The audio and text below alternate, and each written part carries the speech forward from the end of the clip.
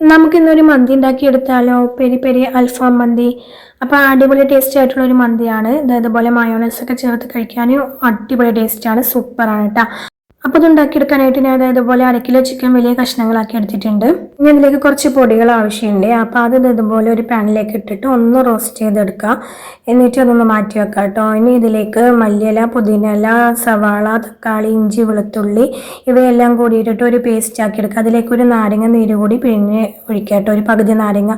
എന്നിട്ട് അത് പേസ്റ്റ് ആക്കി എടുക്കുക. എന്നിട്ട് ചിക്കൻ ഇതുപോലെ വരഞ്ഞു കൊടുത്തിട്ട് 2 ടീസ്പൂൺ തൈരും ആ ഒരു പേസ്റ്റും നമ്മൾ മുമ്പ് റോസ്റ്റ് ചെയ്ത് വെച്ചിട്ടുണ്ടായിരുന്ന ഒരു പൊടിയും അതും കൂടി ചേർത്തിട്ട് 2 മാഗി ക്യൂബും ഫുഡ് കളറും ആവശ്യത്തിന് ഉപ്പും ചേർത്ത് കുഴച്ച് മാറ്റി 10 മിനിറ്റ് റെസ്റ്റ് ചെയ്യാൻ വെക്കാം. ഇതുപോലെ ബസ്മതി റൈസ് വെച്ചിട്ടാണ് മന്തി ഉണ്ടാക്കി എടുക്കുന്നത്. അതൊന്ന് 10 മിനിറ്റ് സോക്ക് ചെയ്യാൻ വെച്ചിട്ടുണ്ടായിരുന്നു. ഇനി അതിലേക്ക് ഉപ്പും ഓയിലും ചേർത്തിട്ടൊന്ന് വേവിച്ചെടുക്കാം. ഇനി ഒരു പാനിലേക്ക് 1 കപ്പ് ഓയിലും ഇഞ്ചി വെളുത്തുള്ളി ക്രഷ് ചെയ്തതും സ്പൈസസും ക്യാപ്സിക്കവും ഉണക്കനാരങ്ങയും ചേർത്ത് കൊടുത്തിട്ട് ഒന്ന് വഴറ്റിയെടുക്കാം. ഇനി അതിലേക്ക് നമ്മൾ മസാല തേച്ച് വെച്ചിട്ടുള്ള ചിക്കൻ വെച്ച് കൊടുത്തിട്ട് ഒന്ന് വേവിച്ചെടുക്കാം.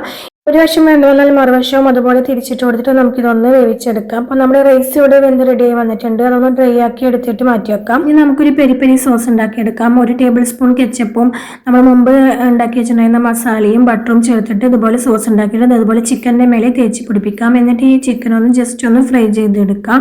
ഇനി നമ്മൾ ബാലൻസ് വന്ന മസാലയിലേക്ക് അതിന് കുറച്ച് മാറ്റി വെച്ചിട്ട് നമ്മൾ വേവിച്ച് വെച്ചിട്ടുണ്ടായിരുന്ന റൈസ് ഇട്ട് കൊടുക്കാം. എടുത്ത് വെച്ചിട്ടുണ്ടായിരുന്ന മസാല അതിൻ്റെ മേലെ ഇങ്ങനെ ഇട്ട് കൊടുക്കാം. എന്നിട്ട് നമ്മൾ ഫ്രൈ ചെയ്ത് വെച്ചിട്ടുണ്ടായിരുന്ന ചിക്കനും അതിൻ്റെ മേലെ ഇങ്ങനെ വെച്ച് കൊടുത്ത് 2-3 പച്ചമുളക് കൂടി അതുപോലെ കുത്തി വെച്ച് കൊടുക്കാം. ഇനി ഇതിലേക്ക് സ്മോക്കി ഫ്ലേവർ ആവശ്യമാണെങ്കിൽ ചാർക്കോൾ ഉപയോഗിക്കാം. ഞാനിവിടെ ഉപയോഗിച്ചിട്ടില്ല. അപ്പോൾ ഒരു 15 മിനിറ്റ് ദം ചെയ്തെടുത്താൽ നമ്മുടെ മന്തി ഇവിടെ റെഡി ആയിട്ടുണ്ട്. അടിപൊളി ടേസ്റ്റാണ്. എല്ലാവരും ട്രൈ ചെയ്ത് നോക്കിയിട്ട് ഫീഡ്ബാക്ക് അറിയിക്കുക. Okay, by.